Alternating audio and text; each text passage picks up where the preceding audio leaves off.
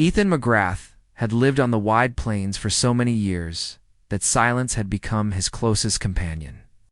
His ranch stretched farther than the eye could see, fences marking the edges of dry land, barns that creaked in the wind, and cattle that moved slowly under the sun. From morning to evening, he worked alone fixing fences, feeding the animals, hauling water, and repairing broken tools. When the sun went down, the world grew even quieter. Ethan would sit on the porch of his farmhouse, looking at the endless stars above, and wonder if this was all life had for him. He had once imagined a different life. As a boy, he dreamed of filling the farmhouse with laughter, with the sound of children running across the porch, and with a partner by his side to share the heavy burdens of ranch life. But those dreams had drifted away like dust in the wind. His parents had passed, leaving him the land. His few relatives had scattered, and though he once had a half-sister, Clara, she had been taken by her mother when she was young. Ethan had not seen her since.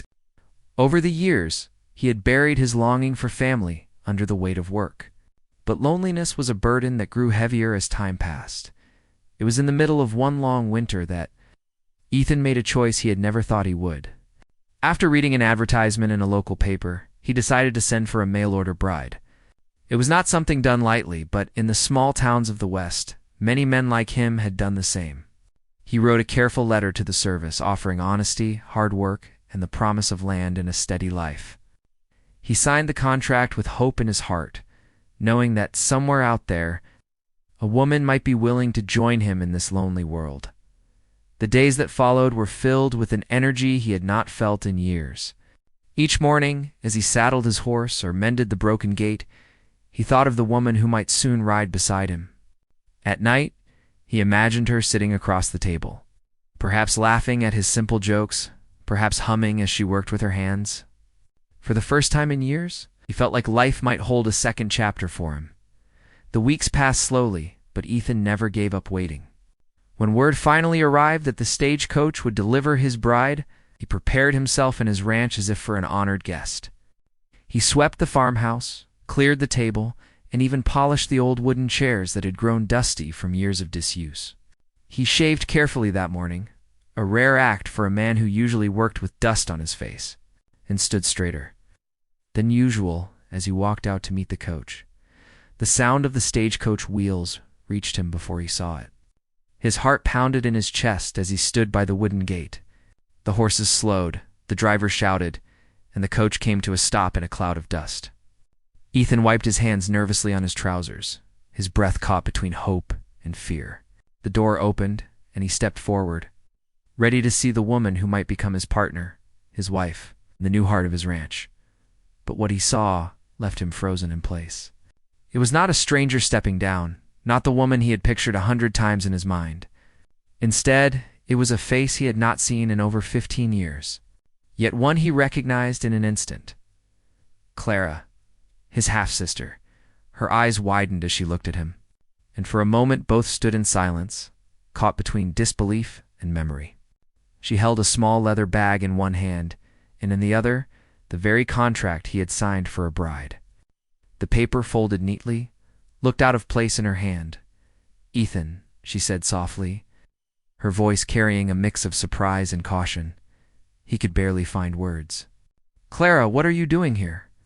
Clara stepped down onto the dirt road, brushing dust from her dress. She looked older than the girl he remembered, yet there was still something familiar in her eyes. "This contract," she said, holding it up, "found its way to me, and I had no choice but to come." Ethan felt confusion tighten in his chest. He had imagined so many things, but never this. "This was supposed to bring me a wife," he said, his voice low and steady. Though a storm was rising in his heart, Clara sighed and looked down at the contract. "I know, but things happened, Ethan. I was living in the city, and I came across this paper. It had your name. It promised a home, a chance, a piece of something stable. I didn't come as a bride. I came because I had nowhere else to go." Her words struck him with the force of truth. She looked tired, worn from travel, and there was a shadow behind her. Is a story she had not told yet. Ethan wanted to be angry, but anger struggled against the memories of their childhood.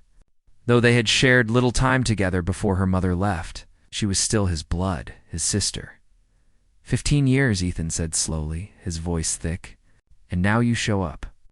Holding this, he looked at the contract, the paper that had once carried his hope for a wife. Now, a symbol of something else entirely. Clara nodded, her lips pressed together. I don't expect forgiveness.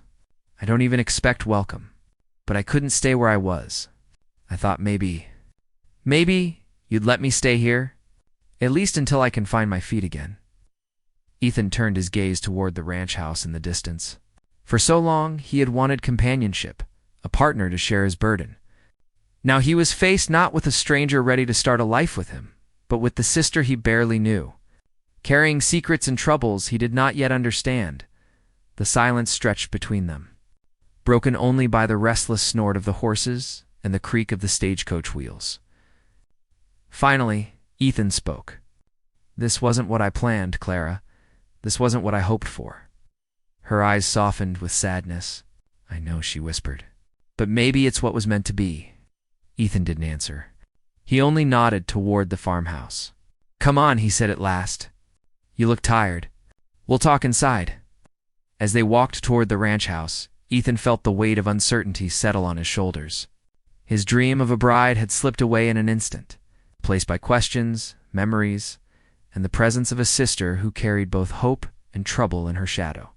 The land around them stretched wide and empty, but for the first time in years, the silence was broken, not by laughter, not by love, but by the return of family, and though Ethan could not yet know it, this unexpected turn would test his heart, his patience, and the very meaning of home. The days after Clara's arrival felt strange for Ethan McGrath.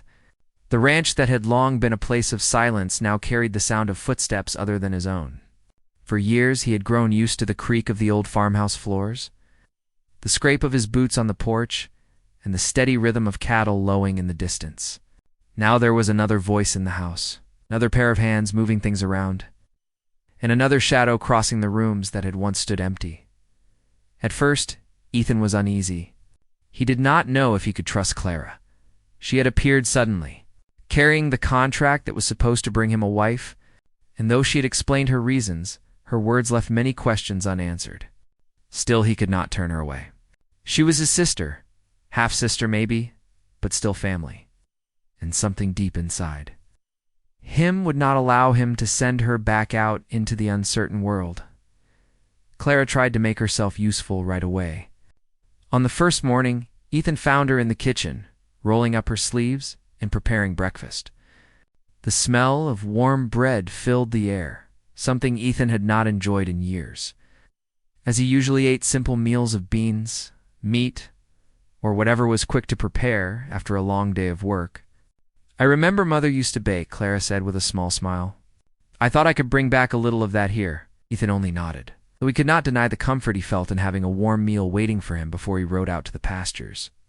She also took it upon herself to tidy the farmhouse, sweeping out corners that had collected dust and sewing torn curtains that had hung crooked for years. Though Ethan never asked, Clara acted as if she was determined to earn her place on the ranch. Yet even with her efforts, a sense of unease hung between them. At night, Ethan sometimes found her staring out the window with worry in her eyes, as if she expected someone to appear on the horizon. Once, when he asked her what troubled her, she brushed it off with a quick answer. Just memories, she said softly, turning away before he could press further.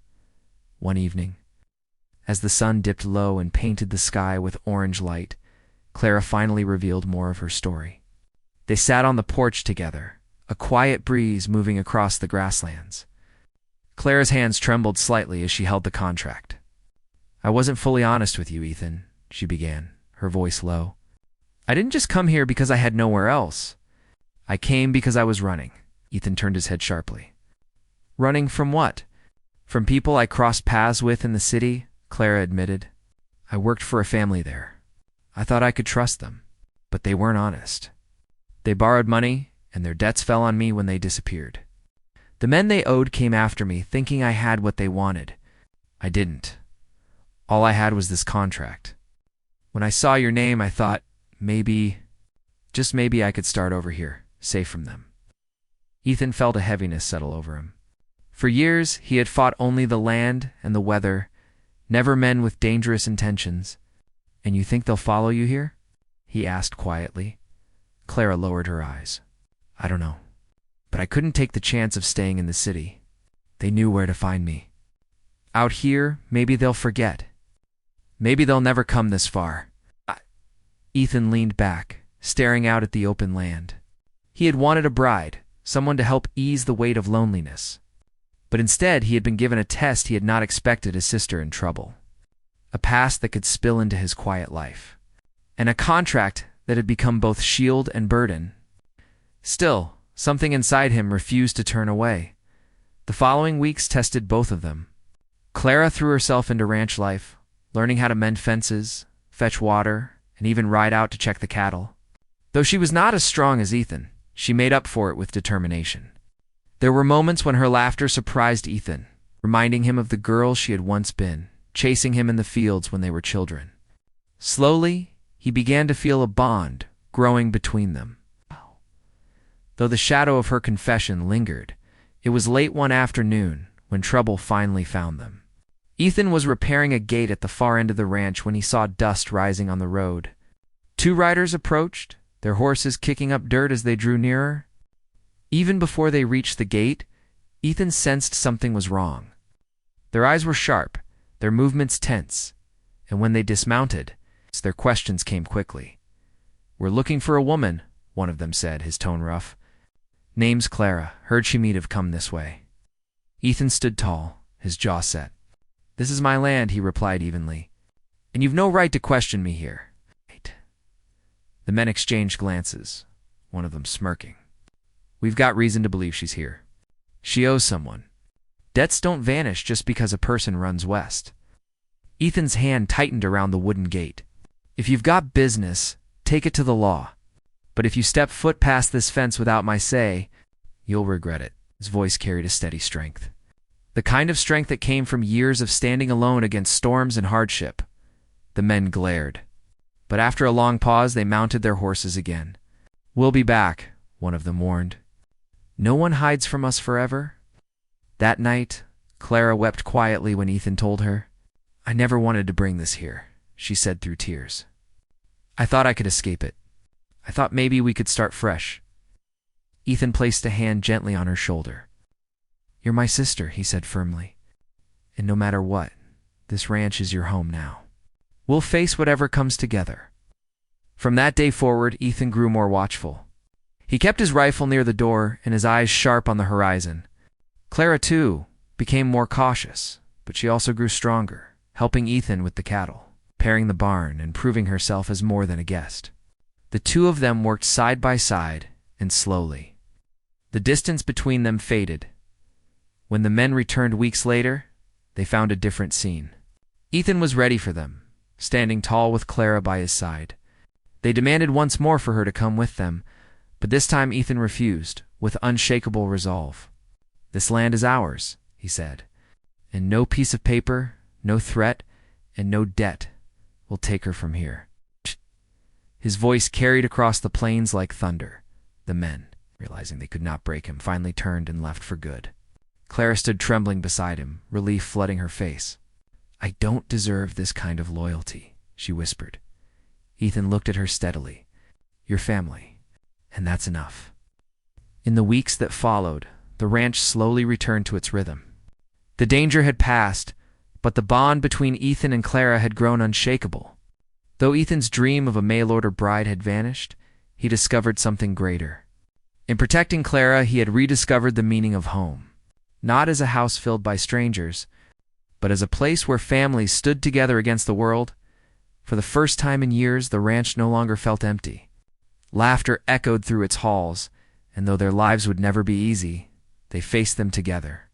Ethan had waited for love to arrive on a stagecoach, but instead, fate had returned to him the one thing he never knew he needed: his sister, his family, and the reminder that sometimes the greatest gifts come in the most unexpected ways.